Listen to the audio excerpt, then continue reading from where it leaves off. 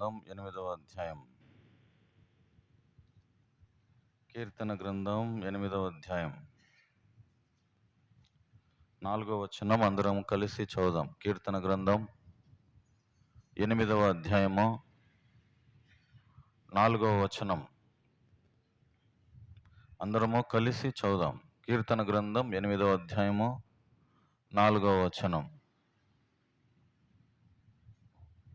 నీవు మనుష్యుని జ్ఞాపకం చేసుకున్నటకు వాడేపాటివాడు, నీవు నరపుత్రుని దర్శించుటకు వాడేపాటివాడు. ప్రభు సాయం నిమిత్తం చిన్న ప్రార్థన చేస్తాం.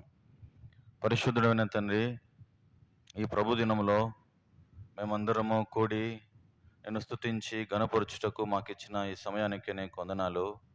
ఈ కూడికను ఆశీర్వాదకరంగా చేయము. నీ సిలువ చాటును మరుగు చేసుకున్నాము. మాకు కావలసినటువంటి మాటలు దయచేయము. నీ మంచితనము, నీ సత్యము అర్థం చేసుకొని యోగ్యమైన విధానములో మేము బలలో చేవేటకు తండ్రి మా జీవితాలు సరి చేసుకొని ఆత్మతో సత్యముతో నిన్ను పూజించి గణపరుచున్నట్లు నన్ను మమ్మల్ని సిద్ధపరచమని వందనములు చెల్లిస్తూ మమ్మల్ని మీ దయగల స్థలకు అప్పచెప్పుకుంటూ ఈ ప్రాంగణం అంతటిని నీ ఆవరణంలోంచి నీ ఆధీనంలో ఉంచుకొనమని ప్రభువా, నీ యొక్క సిలువ చాటును మరుగు చేసుకొని నీ ఆధిపత్యము క్రింద, నీ శిరసత్వము కింద ఈ కూడికను జరిగించమని యేసుక్రీస్తు ప్రభు నామమున ప్రార్థించి స్తుతించి అడిగి వేడుకుంటున్నాం తండ్రి. ఆమెన్. కీర్తన 8వ అధ్యాయం. కీర్తన గ్రంథం 8వ అధ్యాయము అందరం కలిసి ఈ అధ్యాయం అంతా మార్చి చదువుదాం. కీర్తన గ్రంథం 8వ అధ్యాయం 9 వచనాలు ఉన్నాయి. మార్చి చదువుదాం. యెహోవా మా ప్రభువా, ఆకాశములలోని మహిమను కనపరుచువాడా, భూమి యందంతట నీ నామము ఎంత ప్రభావము గలది.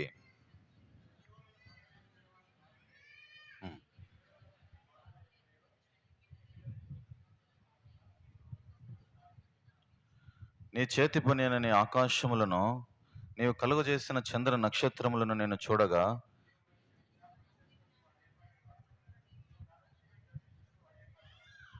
దేవుని కంటే వానిని కొంచెముగా తక్కువ వానిగా చేసి ఉన్నావు. మహిమ ప్రభావములతో వానికి కిరీటము ధరింపజేసి ఉన్నావు. గొర్రెలన్నిటినీ, ఎడ్లనన్నిటినీ, అడవి మృగములను, ఆకాశ పక్షులను, సముద్ర మత్స్యములను,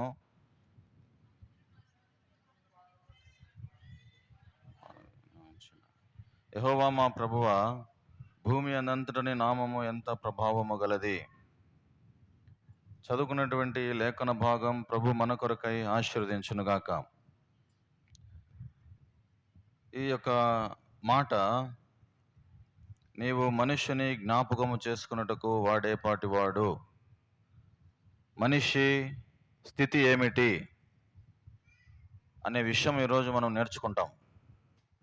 మనిషి ఎలాంటి వాడు, మనిషి యొక్క పరిస్థితి ఏమిటి, మనిషి యొక్క నైజం ఏమిటి, తన గుణం ఏమిటి, అసలు మనిషి ఎలాంటి వాడు అనే విషయాలు ఈరోజు మనము నేర్చుకోబోతున్నాం.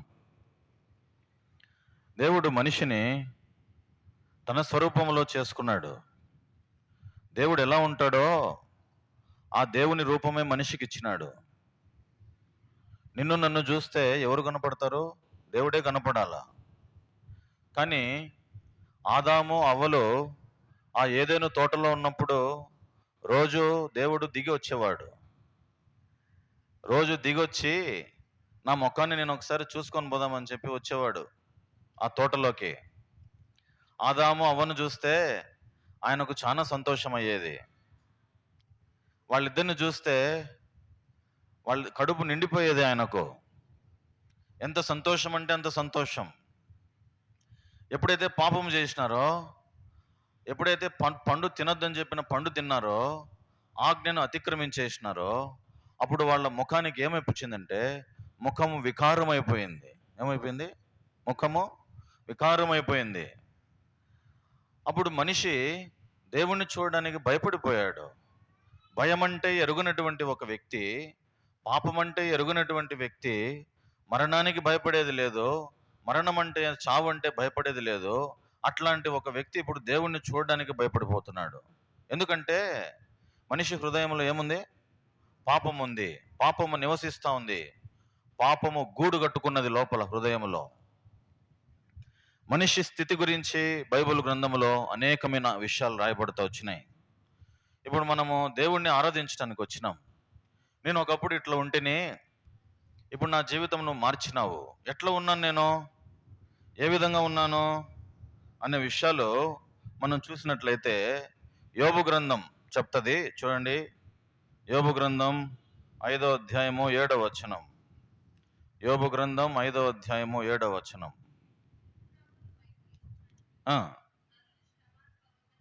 నరులు ఎట్లా, ఎందుకంట నరులు శ్రమానుభవమునకే శ్రమ అనుభవించేవాడు. శ్రమానుభవం ఎందుకు వచ్చింది? శ్రమానుభవమునకే పుట్టుచున్నారు. ఆదాము అవ్వలకు శ్రమ లేదు. పాపము చేయకముందు వాళ్ళకు శ్రమ అంటే తెలీదు, కష్టం అంటే తెలీదు. వాళ్ళు ఎప్పుడు చెమట గార్చి లేకపోతే పంట పండించి ధాన్యం సమకూర్చుకొని అన్నం తిందామనేటటువంటి ఆలోచన లేదు వాళ్ళకు. అట్లాంటిది లేదు. శ్రమ అనే విషయమే తెలియదు వాళ్ళకు. ఇప్పుడు ఎప్పుడైతే పాపము చొరబడిందో అప్పుడు ఏమైంది? వాళ్లకు శ్రమ సంభవించింది. ఇప్పుడు మనిషి కోరి తెచ్చుకుంటాడు శ్రమను, అవునా కాదా? ఎందుకు వస్తుంది శ్రమ? పాపం చేసినోనికి శ్రమ వస్తుంది, ఆక్రమించుకున్నోనికి శ్రమ వస్తుంది. బైబిల్ చెప్తుంది త్రాగుబోతులకు శ్రమ అని ఉంది బైబిల్లో. ఎట్లాంటి వాళ్ళకు శ్రమ? ఎవరికి శ్రమ? త్రాగుబోతులకు, తర్వాత పాపం చేసే వాళ్లకు, ఆక్రమించుకునే వారికి, దౌర్జన్యం చేసేవానికి ఏమొస్తుంది? శ్రమ వస్తుంది. అందుకనే మనిషిని దేనితో పోలుస్తారంటే, మనిషి ఏపాటి వాడు, ఎలాంటి వాడంటే శ్రమ అనుభవించేవాడు, శ్రమానుభవం నాకు పుట్టినవాడు అని రాయబడి ఉంది. మళ్ళీ చదవండి అన్నమాట. 5వ అధ్యాయం 7వ వచనం. యోబు గ్రంథం 5వ అధ్యాయం 7వ వచనం. నరులు శ్రమానుభవమునకే, శ్రమ అనుభవిస్తున్నాడు, కోరి తెచ్చుకున్నాడు, శ్రమను అనుభవిస్తున్నాడు. ఒకప్పుడు ఈ శ్రమ లేదు. తోటలో పండించాలనే అని చెప్పేటటువంటి బాధ లేదు. తోటలో రకరకాల పండ్లు ఉన్నాయి. ఎన్ని పండ్లు అంటే అన్ని పండ్లు ఉన్నాయి, వందల కొలది పండ్లు. ఈ పండు తింటే ఎంత మాధుర్యమో, ఆ పండు తింటే ఎంత రుచిగా ఉంది, ఈ పండు తిని చూడరా ఒకసారి అని ఎంత బాగా మాట్లాడుకునే వాళ్ళు, ఎంత సంతోషం ఉండేది వాళ్లకు. ఆ పండ్లు పండించడానికి వాళ్ళు ఏమన్నా విత్తనాలు వేసి చెట్లు నాటినారా? ఆ తోటలో ఒక నది పారుతుందంట. ఆ నది 4 శాఖలై ఆ తోటంతా తడుపుతా ఉందంట. మోటార్లు వేసుకోవాలనే, కరెంట్ రావాలనే, పండించుకోవాలనే, కాయలకు పురుగు పట్టిందే, లేకపోతే చీడ పురుగు పట్టిందే, దానికి మందు కొట్టుకోవాలని ఏమన్నా బాధ ఉందా తోటలో? అట్లాంటిది ఏం లేదు. శ్రమ అనేది తెలియదు వాళ్లకు, కష్టం అనేది తెలీదు. సంతోషం, ఆనందం. తోటలో రకరకాల పండ్లు, ఎంత ఆనందాన్ని ఇచ్చేటటువంటి ఆహ్లాదమైనటువంటి తోట ఆ తోట. ఒకప్పుడు శ్రమ అంటే తెలియదు వాళ్లకు. ఇప్పుడు పాపాన్ని బట్టి ఏం చేసినారు? శ్రమ ఏమొచ్చింది వాళ్లకు? శ్రమ అనుభవిస్తున్నారు. శ్రమ అనుభవించేటటువంటి వ్యక్తి అయిపోయినాడు ఇప్పుడు.